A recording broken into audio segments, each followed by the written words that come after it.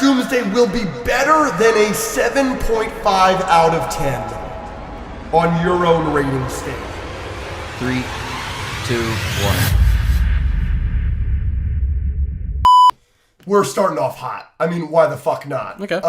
The Amazing Spider-Man 2 is a top 5 Spider-Man live-action movie. 3, 2, 1.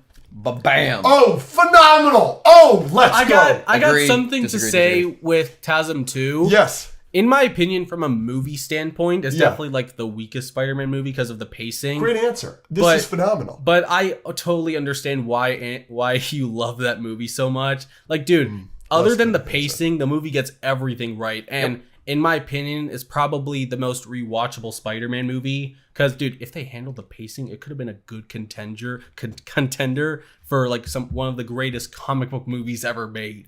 Like, Do dude, you think the pacing's the only thing wrong with that movie? that and there's also way too many villains. Like, dude, But all the villains suck. You're a fan of Dane DeHaan Green Goblin? definitely not. Oh, so that's a problem with the movie. That's not just the pacing. No, but like that's another thing because like the pacing, they had to rush the movie and change the villains. That's like a main problem I have with TASM 2. But outside of those two things, I thought it was really fun. Like you can make a bad movie and still have a lot of fun with it. TASM 2 is one of those movies.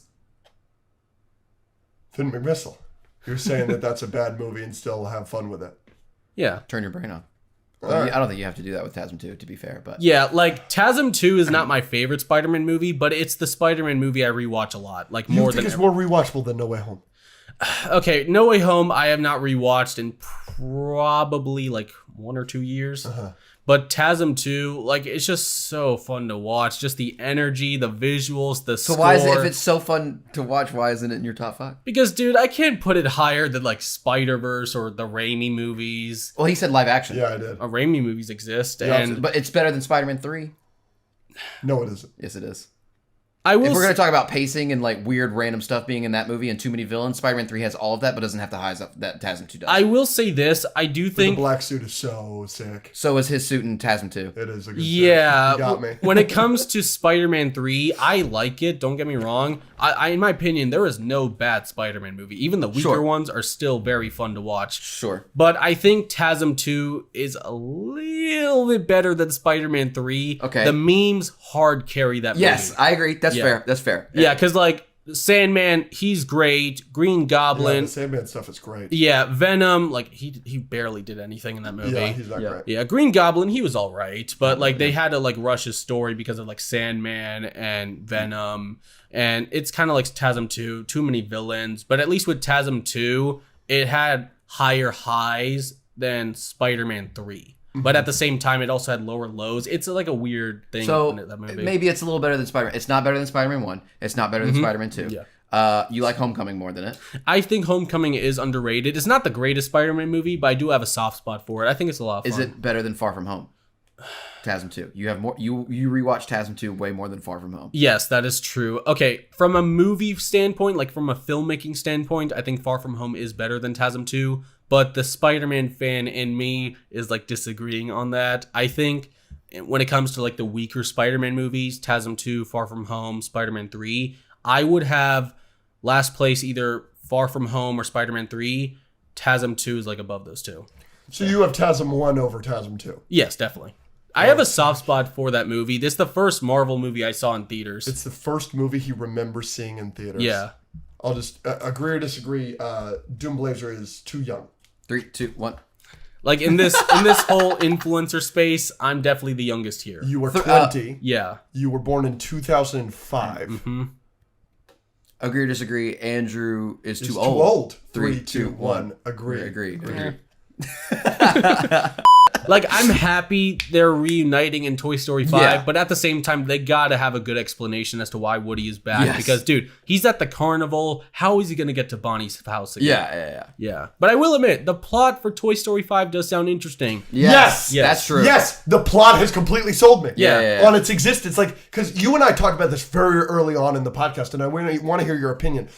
I would have never wanted a Toy Story 5 if you would have asked me in 2015. But now that you gave us Toy Story 4, Right. I don't give a fuck what you do now. now like, do now it. make whatever you want, but the plot and all of the advertising that we've seen so far and the posters with the iPad, with the scary eyes and everything, Yeah. I'm like, that is such a good concept Yeah. that you've sold me. I'm now very excited for Toy Story 5. Yeah, it's a lot like the plot reminds me a lot of Pixar's early days and Disney's early days, where their movies mean something. It was always a metaphor for something. Like Toy Story 5, it's about a kid getting a new tablet, and now the toys are worried that they won't matter anymore because electronics are here. That speaks a lot about this current generation of kids growing up. They don't go outside as much. They now just go online and all that stuff. They play Roblox. My little brother, he plays Roblox a lot when he was younger. I went outside a lot, all that stuff. It just feels like it's a good plot to have in this day and age. Yeah,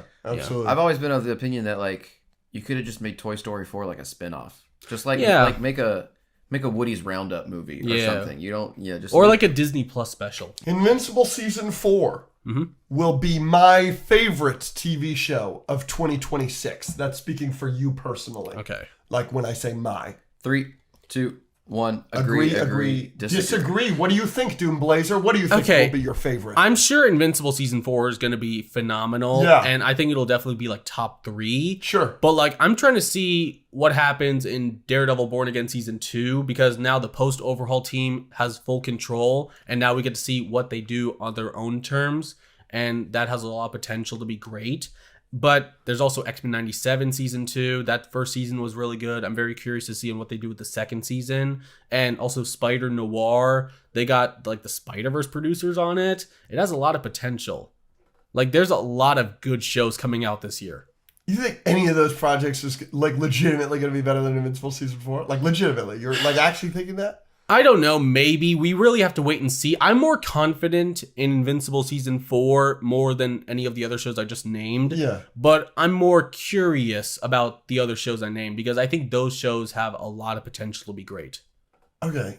Spider-Man Noir, maybe, sure. I'm not gonna, I'll not argue on that. Prime does not miss with their superhero shows. I don't have a strong opinion on it. Yeah, sure, Prime doesn't miss with their superhero shows. Batman could have been better, but what are you gonna do? That's true. But okay, I'll give you Spider-Man Noir, I guess. But Daredevil, okay, you want the post-overhaul team to be better. Have we ever gotten an MCU TV show better than Invincible Season 1 or Season 3? If we're counting like Netflix stuff, then yeah, obviously the original Daredevil. Sure. Disney Plus. No. I don't know. I thought Loki was pretty good. You think Loki is better than Invincible Season 1? Oh no, it's not. It's not better than.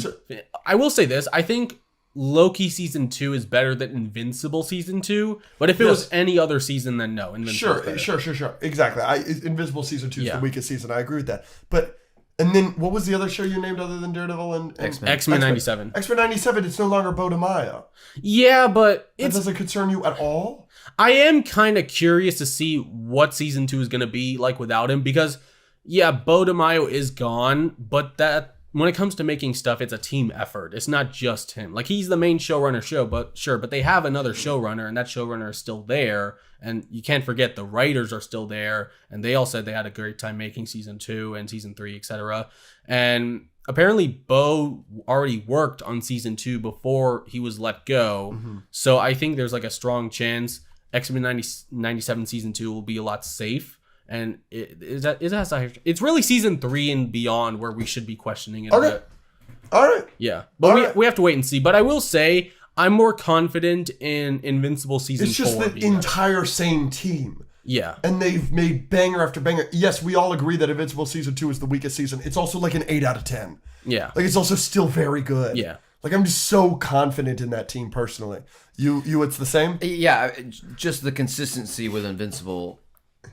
No other show has that. So like, even if Spider Noir surprises me, in no world am I going to predict that it's going to be better than the consistent 8, 9, and 10 out of 10 that Invincible is. You know what I mean? Yeah. And I love Born Again Season 1, so I'm ecstatic for X-Men 97. And X-Men 97 is one of my favorite things in the world. So I think all of those will be great. They might be tied with Invincible, but I'm not going to sit here and say that they're going to be better. Yeah, for sure. I think Invincible Season 4 will probably be the best like superhero show this year. Back to agree or disagree. Okay.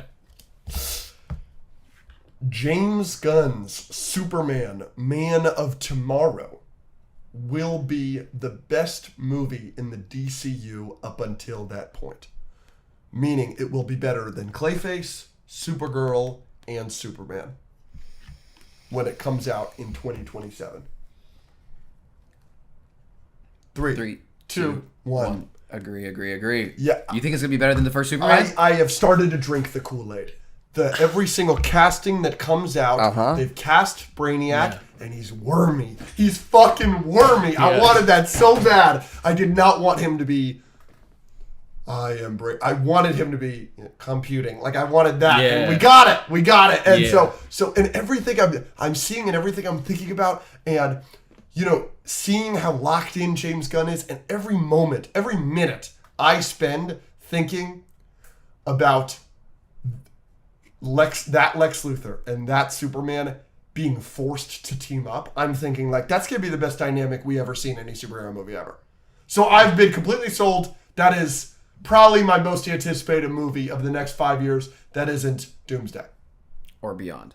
Or the Batman Part 2. Or the Batman. Or Spider-Man brand. But of the ones that isn't like those guys, Superman's at the top. Okay, also, other than Cthulhu, if that ever gets made. Or Spawn, if that ever comes out. I'm more excited for Man of Tomorrow than Spawn. That's fair, yeah. Yeah. But so how about you? Why do you guys say agree? Because I love Superman so much, but holy shit, a sequel to that movie sounds so good. Yeah. I mean, I'm excited for Supergirl and Clayface. Don't get me wrong, but dude, the concept of Superman teaming up with Lex Luthor to fight Brainiac sounds way more interesting to me. And dude, like my only concern with Man of Tomorrow is I wonder, like, is it really going to be a Superman movie with Superman characters? Because I'm hearing rumors Peacemaker is going to be in here, a bunch of other superheroes are going to be in here. I just wondering if it's going to be like a Justice League movie in disguise rather than a proper like Superman Lex Luthor movie. You know what I mean? I'm not bothered because we had that with Superman, and Superman's a fucking masterpiece. Yeah, I had that problem before Superman. I was worried about that, and now it's like the fourth time that James Gunn has had a movie where like there seems like there's going to be way too many characters, and he handles it perfectly anyways. Yeah. So I think he'll do the same thing. I think James Gunn. I think he like I mentioned earlier, he listens and he's tapped in. He is tapped in, right? Yeah. So, and I feel like by the time 2027 rolls around, like he knows what he'll know what the DC needs, and he'll learn from Superman, and he'll learn what the audience is kind of feeling, and just take the successes and the losses from everything he's been doing and create another Superman movie that we love, but that has a chance of being even better, especially because like the dynamic that you just brought up in Brainiac is so interesting, and we haven't really gotten, at least recently, a live action Brainiac. I don't know if there's one in like Christopher Reeves. There is in the TV shows. Superman and Lois. No, Supergirl. I think I don't know. I need to rewatch, but I know. And like the CW stuff. Yeah, but Krypton. That doesn't count. That shit doesn't count. Like this is our real. Like mainstream Brainiac. Yes. Yeah. Okay, in that case, then yeah, it's the first time I think. Yes, like I'm so excited for that. Yeah. Dude, I can't wait. So exciting. I cannot wait, man. It's gonna be awesome. I'm really just excited to see David Cornsweet and Nicholas Hoult back on the big screen. Yeah, I cannot wait. They are. The more I think about them, they are two of the best portrayals of their characters ever. Compare it. Like, look, I'm not putting Nicholas Hoult in the conversation with Vincent D'Onofrio, Wilson Fisk, or Heath Ledger Joker. I'm not putting him in that conversation, and I'm not putting David Cornsweet in the conversation with Robert Downey Jr.'s Iron Man or Hugh Jackman's Wolverine. But like, they're almost up there. They're right after. Yeah, they're so good. Like if those guys are S tier, Cornsweet and Holt are A tier. Like, they're so good. Like, anything they do, I'm going to be excited for. Yeah, for sure. And it's directed by James Gunn. Yeah. And it's a couple years into the DCU. And it's Brainiac. Like, and they got to work together. Yeah, that's going to be fun. I'm excited. Yeah, I'm very excited for the Man of Tomorrow. Agree or disagree, Man of Tomorrow will be... No, I can't say that. What were we going to say? Will be the best live action... Agree or disagree? Superman Man of Tomorrow will be the best live action superhero movie in the next 3 years. So that eliminates Beyond the Spider-Verse. But what you're saying is it'll be better than Doomsday. You're saying it'll be better than Secret Wars. And you're saying it'll be better than the Batman Part 2. Ready? 3, F it. 2, 1. Yeah, F agree, it. Agree. F it. What do you think is going to be better? I don't care. You said the next 3 years, right? Yes. So we're counting, what, this year too? Yes. Okay, I'm excited for Man of Tomorrow. Don't get me wrong. I think it'll definitely be in the conversation for sure. Sure. But like, we're also getting Spider-Man Brand New Day, Yep. the Batman Part 2, Yep. also the X-Men reboot. I'm very curious to see what they do there. That's coming out in the next 3 years? I think it's going to be like one of the first Marvel movies after Secret Wars. Okay. And Doomsday and Secret Wars, we just have to wait and see what Doomsday does first. Yes. To say Secret Wars. Because the Russos, as of right now, they've cooked with all their MCU movies. They are the best comic book movie directors Yeah, of all time. exactly. As of right now, yes. Yeah. Yeah, so go ahead. Yeah, I mean, we just have to wait and see Doomsday to make up, like, to make our decision with this. Doomsday's the big question mark. Yeah. Doomsday's the big question mark. I personally would probably put it over the Batman Part 2, even though I really like Batman Part 1, but I like Superman better than Batman Part 1, so I'll probably like Superman Man of Tomorrow better than Batman Part 2. I think Man of Tomorrow will be a lot more enjoyable than the Batman Part 2, but I think the Batman Part 2 will probably be the better movie. Sure, in some ways, for sure. Yeah. So that's what I'm doing with that. Spider-Man, obviously, I love Spider-Man. Brand New Day 100% has a chance to be better. Yeah. I just haven't.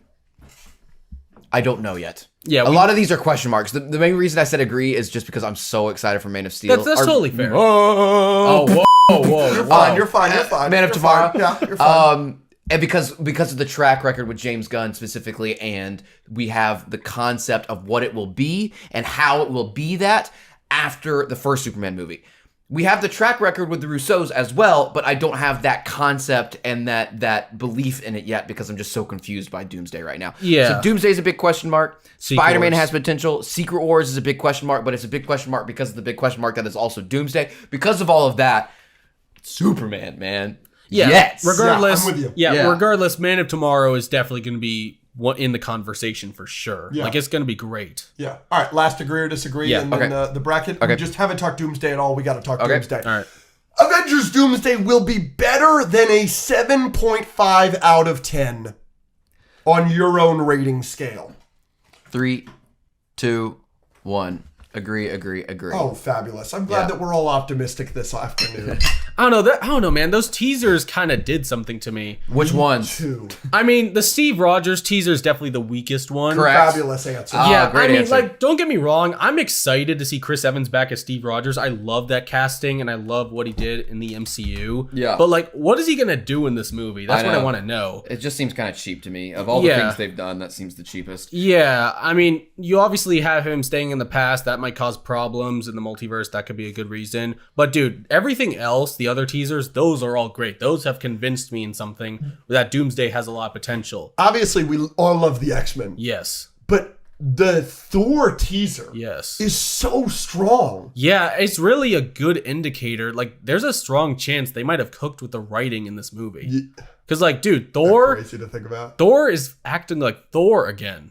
Like, He's like, yeah, he's peak Thor again. yeah, like he's bringing back the serious Shakespearean vibes. This is the kind of Thor I missed. Like, Infinity War had the perfect balance, and it seems like Doomsday is bringing that balance back. Endgame, Ragnarok, and Love and Thunder, they kind of went down on the humor a little bit. Yeah. But, dude, like, Infinity War, Doomsday Thor, he seems like really good. Yeah. I say that it'll likely be that high, not because I think it'll be a perfect movie or like well done, but just because it'll just be like that. I'd feel weird because of all the things that just happened and how crazy it was and how fun it was. Yeah. I think it'd be weird if I don't give it at least an 8. That is totally fair. But I'd also feel weird if I give it higher than an 8. You know what I mean? What are the odds? I could totally see us walking out of that theater, hopefully at the premiere with all three of us together. What if we walk out of that premiere and we're just like, no, yeah, that movie's a fucking mess. That was a movie, mess. Like, that movie is like objectively like probably like a 5 out of 10 in terms of like quality, kind of like what you're talking about with the pacing and the villain issues of TASM 2. But like the highs are so fucking high. How do you not just give it a way higher score? And that's fun. Yeah. That's okay. Yeah.